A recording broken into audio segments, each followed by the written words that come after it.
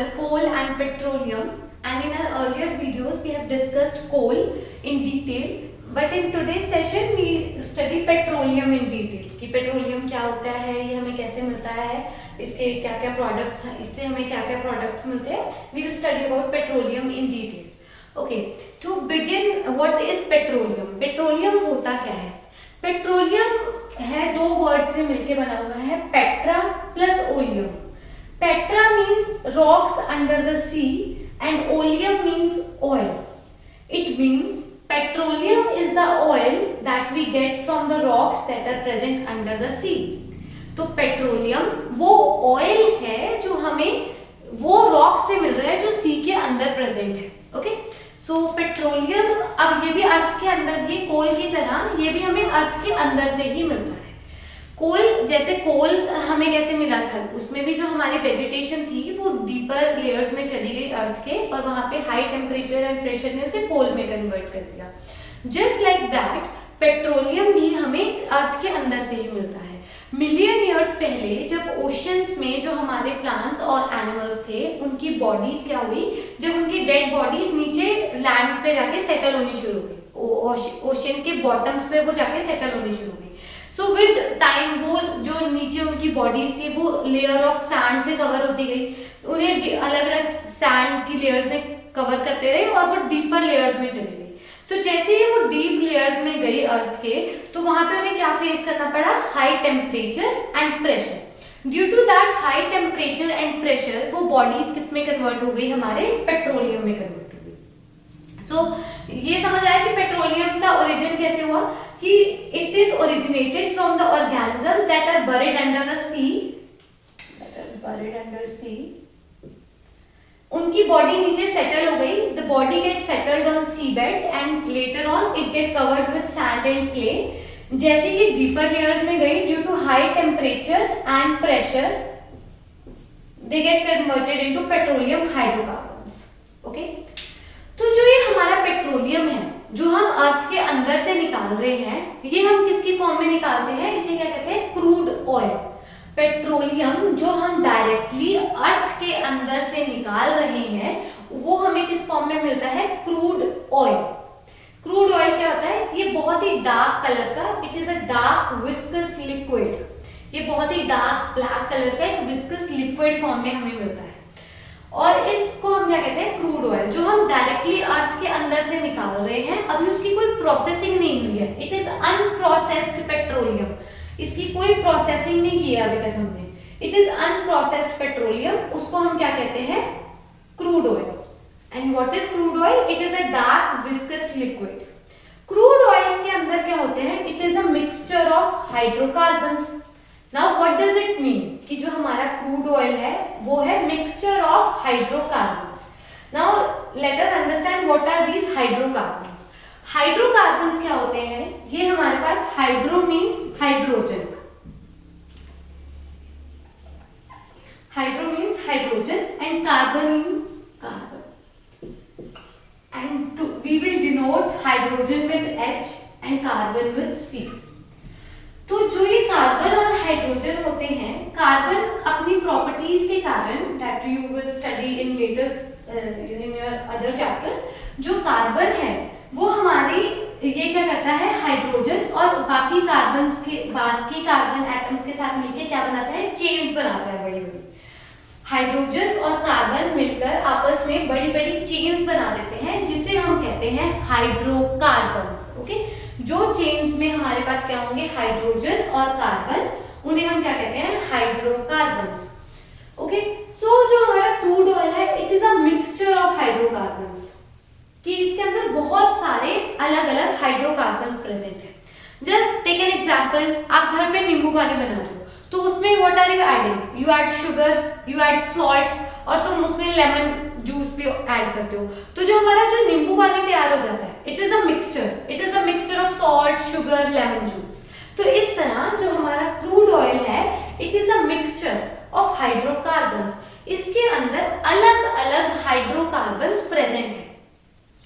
कुछ ऐसे हाइड्रोकार्बन्स हैं that you can see here on the white board, कि जो हमारे जो हाइड्रोकार्बन्स हैं ये अलग अलग साइज के हैं. कुछ ऐसे हाइड्रोकार्बन्स हैं जिनमें कार्बन और हाइड्रोजन कम है, जैसे वी कैन काउंट हियर, इसमें कितने कार्बन है, 1 2 3 and 4, and in the second one here we have 1 2 3 4 5 6 7 8 and 9. So we can see the difference कि कुछ हाइड्रोकार्बन की चेन्स में कार्बन जो है वो कम है और दूसरे में कार्बन की अमाउंट ज्यादा है 9. तो ऐसे सो ऑन कि हमारे पास अलग अलग, इनमें उससे भी ज्यादा है, इसमें उसमें इससे उसमें भी ज्यादा है. तो ये जो हमारा क्रूड ऑयल है ऐसी डिफरेंट साइज ऑफ हाइड्रोकार्बन से बना हुआ है. हाइड्रोकार्बन की चेन जो अलग अलग साइज की है उन सबका मिक्सचर क्या है, हमारा क्रूड ऑयल. तो ये जो हमारा क्रूड ऑयल है इसे हम डायरेक्टली ऐसे नहीं यूज करते. इसके अंदर जो अलग अलग हाइड्रोकार्बन है हम इनको सेपरेट करते हैं, हम इनको अलग करते हैं. अब इनको अलग कैसे किया जाता है, उसके लिए हम will take an example of an activity. Suppose आप डिफरेंट चेन्स बनाते हो. आप एक क्लास में अपने फ्रेंड्स के साथ डिफरेंट चेन्स बना रहे हो. कुछ आपने चेन्स बनाई जहाँ पे 4 लोग हो, आपने अपने 4 फ्रेंड्स के साथ मिलके चेन बना ली. और एक अलग चेन बनाई है जिसमें 9 लोग खड़े हुए हैं, उसमें आपके 9 लोगों ने मिलके एक चेन बनाई है. और एक चेन बनी है जिसमें सिर्फ 4 लोग हैं. एंड यू आर आस्क्ड कि आपको उस चेन को तोड़ना है. तो आप सबसे पहले किस चेन को जाके तोड़ोगे, जिसमें सिर्फ 4 लोग हैं, जो चेन में सिर्फ 4 लोग हैं. क्यों? क्योंकि उस चेन को तोड़ने के लिए हमें एनर्जी कम यूज करनी पड़ी है. उसमें हमारी जो एनर्जी है वो कम यूज हो रही है as compare to the chain जिसमें ज्यादा लोग हैं. सिमिलर केसेस है कि जो हमारे ये कार्बन्स हैं हम इनको कैसे इनको तोड़ते हैं, मतलब इनको अलग अलग करते हैं. इनको अलग करने के लिए हम इन्हें क्या देते हैं, इन्हें एनर्जी देते हैं. We provide them energy. तो जो ये फर्स्ट हाइड्रोकार्बन की चेन है, ये छोटी है, इसका साइज छोटा है तो ये जल्दी टूट जाती है. और जिसका साइज बड़ा है कंपैरेटिवली वो बाद में टूटती है. फिर जिसका साइज सबसे बड़ा है वो सबसे लास्ट में टूटेगी, वो सबसे लास्ट में जाएगी. तो हम इन्हें एनर्जी देते कैसे हैं? एनर्जी हम हैमर से तो तोड़ नहीं सकते, we can't break a liquid. तो हम इन्हें किस फॉर्म में एनर्जी देते हैं, हम इन्हें हीट की फॉर्म में एनर्जी देते हैं. We provide them heat. You can see कि जब आप घर में अपना पानी बॉईल करते हो तो आप उसे जैसे ही गैस पे रखते हो, पहले तो वो ऐसे थोड़ी होता है कि जैसे ही आपने गैस पे रखा वो बॉईल होना शुरू हो गया एकदम से. No, it doesn't happen. वो थोड़े टाइम के बाद बॉईल होना शुरू होता है कि जैसे पहले थोड़ी सी हीट वहां पे हीट थोड़ा जैसे जैसे टेम्परेचर बढ़ता है वो वैसे वैसे बॉईल होना शुरू होता है.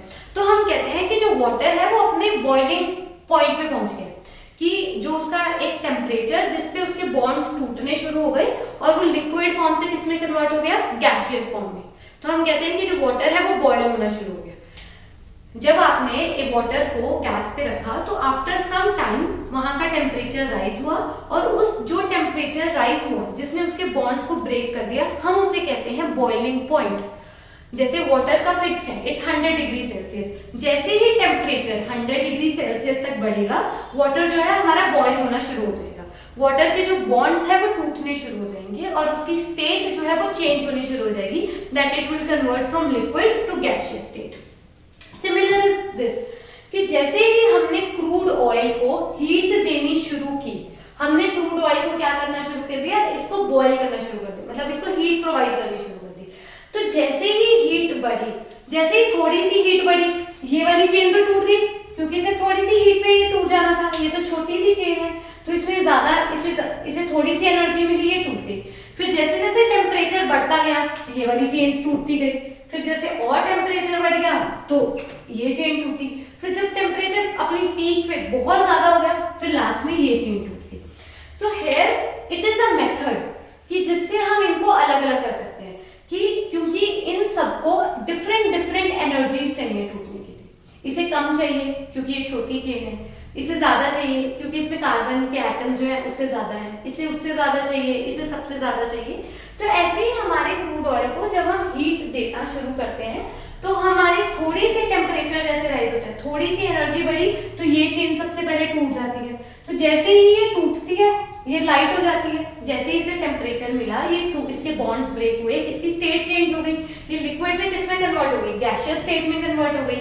तो इसे हम कलेक्ट कर लेते हैं. फिर जैसे थोड़ा सा टेम्परेचर और बढ़ा, ये ये चेन टूट गई, हमने इसे कलेक्ट कर लिया, फिर और बढ़ा, ये चेन टूट गई, हमने इसे कलेक्ट कर लिया, लास्ट में जो हमारे पास ये चेन रह गई, जब ये टूटी हमने इसे कलेक्ट कर लिया। तो ऐसे ही हमने अलग अलग चेन्स को उनके बॉइलिंग पॉइंट के हिसाब से कलेक्ट कर लिया, कि जिसका थोड़ा सा बॉइलिंग पॉइंट था उसे सबसे पहले कलेक्ट कर लिया, वो सबसे पहले मिल गई, तो जिसका थोड़ा सा उससे ज्यादा था वो हमें उसके बाद मिल गई। तो जैसे जैसे बॉइलिंग पॉइंट बढ़ता गया हमने उनके डिफरेंट डिफरेंट कलेक्शंस कर लिए। तो इस डिफरेंट डिफरेंट कलेक्शन से हमें क्या मिलते हैं, डिफरेंट डिफरेंट प्रोडक्ट्स। जो पेट्रोलियम है, जो ये क्रूड ऑयल है, इसको इसके जो हाइड्रोकार्बन है, दे आर नथिंग बट अलग अलग प्रोडक्ट्स। हमने उन प्रोडक्ट्स को अलग कर लिया on the basis of their boiling point. जिसका सबसे कम बॉइलिंग पॉइंट था वो सबसे ज्यादा हमें, वो सबसे जल्दी राइज हो गया, सबसे जल्दी ऊपर आ गया, हमने सबसे पहले उसे कलेक्शन कर लिया, उससे एक अलग प्रोडक्ट बन गया। सिमिलरली जो जिसमें कार्बन कंटेंट थोड़ा ज्यादा था, इसमें जैसे 4 कार्बन है, इसमें 9 है, तो जिसमें 9 to 10 कार्बन आइटम्स थे वो हमें उसके बाद मिल गए, फिर जिसमें उससे ज्यादा थे वो हमें उसके बाद मिल गए। तो in this way we collect the different hydrocarbon chains, okay, so and we get the different products. Let us revise what we have done so far. Initially we have studied what is petroleum. ये हमें मिलता कहाँ से है? Petroleum वो oil है जो हमें सी के जो अंडर रॉक्स हैं वहां से हम उसे कलेक्ट करते हैं, ठीक है। तो ये पेट्रोलियम जो हम निकालते हैं, जो हमने डायरेक्टली निकाला, उसे हम कहते हैं क्रूड ऑयल। क्रूड ऑयल के अंदर क्या है, it is a mixture of hydrocarbons. अब हाइड्रोकार्बन्स क्या है, ये हाइड्रोजन और कार्बन की लंबी लंबी चेन्स हैं, ओके। तो ऐसे डिफरेंट डिफरेंट साइज की ये चेन्स हैं। अब इनको अलग करने के लिए हम इन्हें अलग कैसे करते हैं, हम इन्हें अलग करने के लिए क्रूड ऑयल को हीट करना शुरू कर देते हैं। जैसे ही थोड़ी सी हीट मिलती है, थोड़ा सा टेम्परेचर बढ़ता है, तो जो हमारी छोटी हाइड्रोकार्बन चेन है वो टूट जाती है, हम उसे कलेक्ट कर लेते हैं। सिमिलरली जो उससे बड़ी कार्बन चेन है, थोड़ा सा टेम्परेचर बढ़ा, फिर हमने उसे कलेक्ट कर लिया। तो सो ऑन, जैसे जैसे टेम्परेचर बढ़ता जाएगा, द लॉन्गर हाइड्रोकार्बन चेन्स वो ब्रेक होती जाएंगी और हम उनसे कलेक्ट करते रहेंगे और इनसे हमें अलग अलग प्रोडक्ट्स मिलते रहेंगे। We will study about that products in our next videos. Hope you guys understand this. अब तक हमने पेट्रोलियम के बारे में पढ़ा था कि जो पेट्रोलियम है दैट इज क्रूड ऑयल, जो हम डायरेक्टली अर्थ के सरफेस से निकाल रहे हैं, तो वो क्रूड ऑयल है।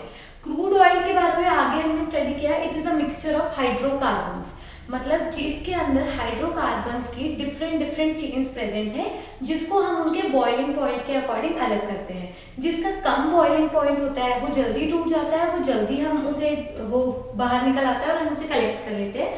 तो इस तरह हम हाइड्रोकार्बन चेन्स के बॉइलिंग पॉइंट के डिफरेंस से हम उन्हें कलेक्ट कर लेते हैं। इस प्रोसेस से आज हम देखेंगे कि उन डिफरेंट डिफरेंट हाइड्रोकार्बन चेन से हमें क्या डिफरेंट डिफरेंट प्रोडक्ट्स मिलते हैं। इट मीन्स कि हमें पेट्रोलियम की रिफाइनिंग करने से, पेट्रोलियम की प्रोसेसिंग करने से, हमने कल पढ़ा था कि अनप्रोसेस्ड तो हमारा क्रूड ऑयल था, आज हम उस क्रूड ऑयल की अनप्रोसेस्ड पेट्रोलियम की आज प्रोसेसिंग करेंगे। प्रोसेसिंग में क्या करेंगे, जो डिफरेंट डिफरेंट हाइड्रोकार्बन चेन्स थी उनको अलग करेंगे और ये देखेंगे कि उन डिफरेंट डिफरेंट हाइड्रोकार्बन चेन से हमें क्या डिफरेंट डिफरेंट प्रोडक्ट्स मिल रहे हैं और उनके क्या क्या यूजेस हैं, ओके। सो इस प्रोसेस को हम क्या कहते हैं, पेट्रोलियम की रिफाइनिंग ऑफ पेट्रोलियम। वो प्रोसेस जिसमें हम पेट्रोलियम की रिफाइनिंग करके, उसे प्रोसेस करके, उससे अलग अलग प्रोडक्ट्स जो है हम ऑब्टेन करेंगे and we will study about that products today. इस प्रोसेस में क्या होता है कि एक फर्नेस में, एक हीटिंग चैम्बर में हम पेट्रोलियम को डालते हैं, यहाँ पे हम उसे हीट करते हैं बहुत हाई टेम्परेचर पे। अब पेट्रोलियम के अंदर क्या थे, डिफरेंट डिफरेंट हाइड्रोकार्बन चेन्स, जिसको थोड़ा सा टेम्परेचर मिला, जिसका बॉइलिंग पॉइंट जल्दी आ गया, वो जल्दी डिस्चार्ज हो जाएगी, उसे हम कलेक्ट कर लेंगे। फिर जैसे जैसे जिसका बॉइलिंग पॉइंट आता रहेगा वो डिस्चार्ज होता रहेगा और हम उसे कलेक्ट करते रहेंगे। This is a chamber, this is an instrument जहाँ पे हम करते हैं रिफाइनिंग ऑफ पेट्रोलियम। यहाँ पे एक फर्नेस है जहाँ पे हम पेट्रोलियम को ऐड करते हैं, यहाँ पर हम उसे हीट करते हैं और यहाँ से जो जो प्रोडक्ट्स जैसे जैसे एस्केप आउट हो रहे हैं हम उन्हें कलेक्ट करते हैं।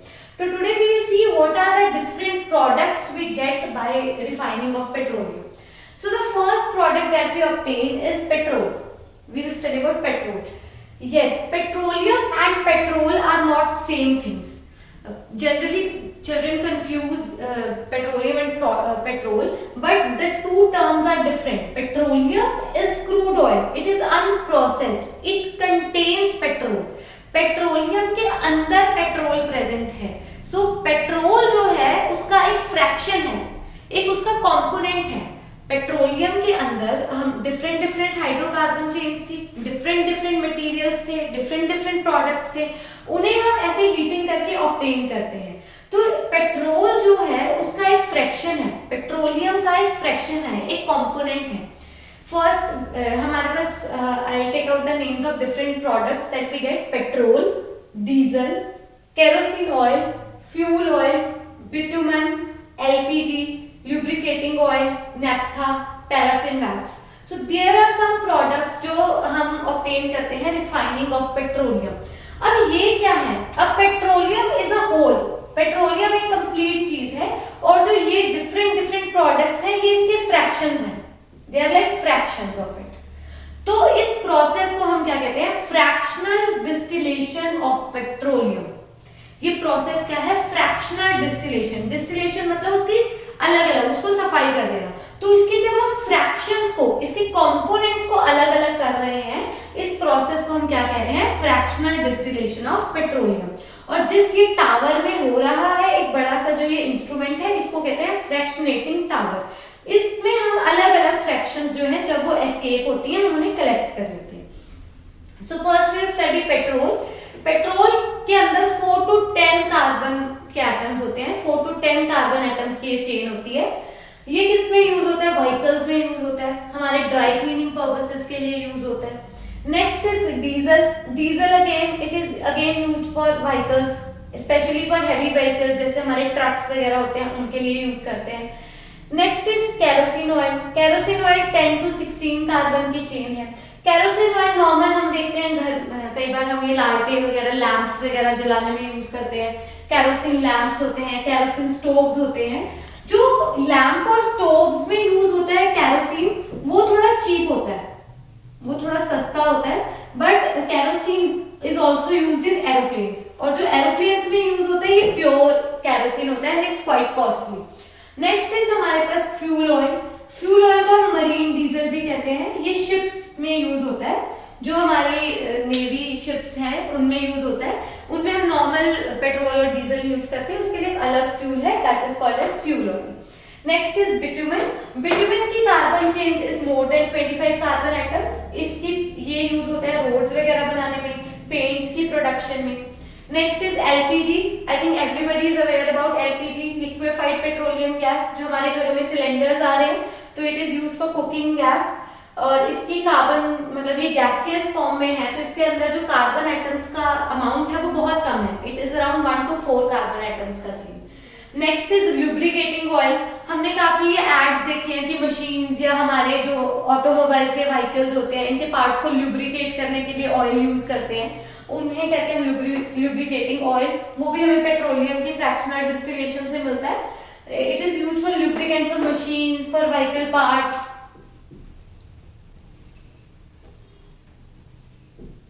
Next is naphtha.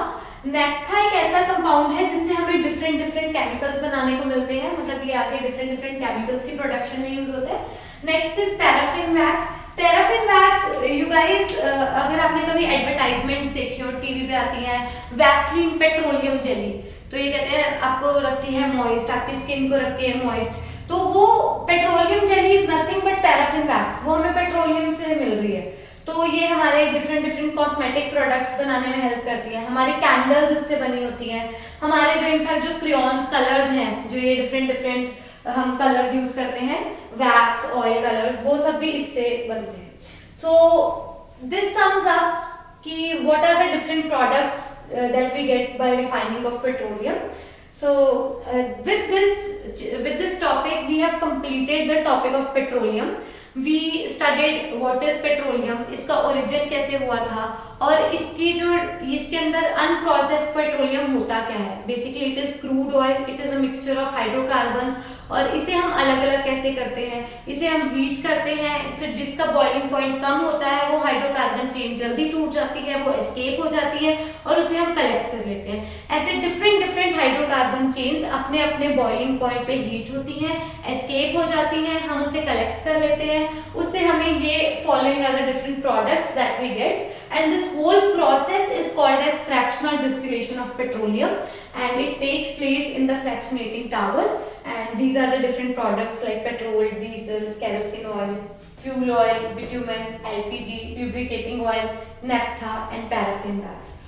Hope this topic you will be clear to you, and if there are any doubts you can contact me anytime. So I hope this will, thank you for watching.